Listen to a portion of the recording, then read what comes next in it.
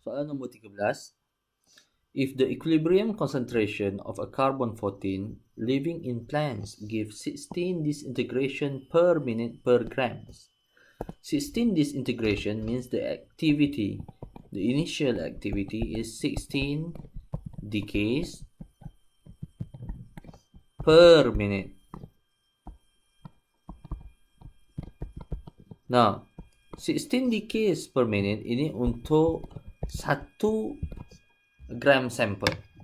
Soalan dia sekarang, estimate the age of a piece of a 2 gram carbon prepared from it.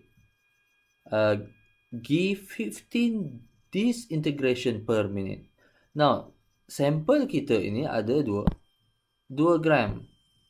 Yang mana aktiviti dia adalah 15 decays per minute. Tapi kalau untuk 1 gram, aktiviti kita adalah 15 bahagi 2, 7.5 decays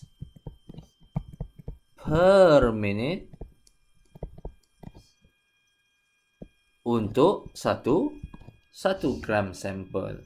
So, soalan dekat sini sebenarnya dia nak cari estimate the age. Yang ini dia nak cari time. So, kita boleh gunakan equation A is equals to A naught exponent negative lambda T. Nah, ingat apa yang saya cakap? A dan A naught unit mesti sama. Lambda dan T unit mesti consistent.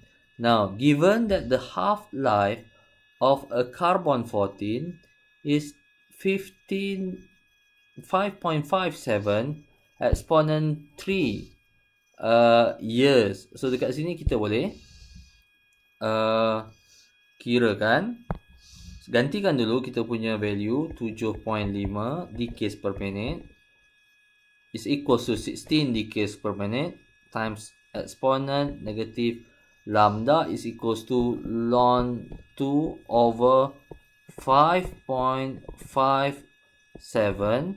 exponent 3 years times t.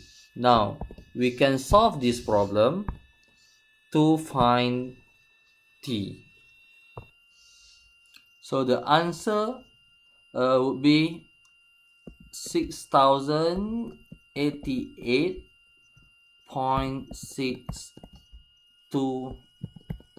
years. Okay, sekian untuk soalan nombor 13.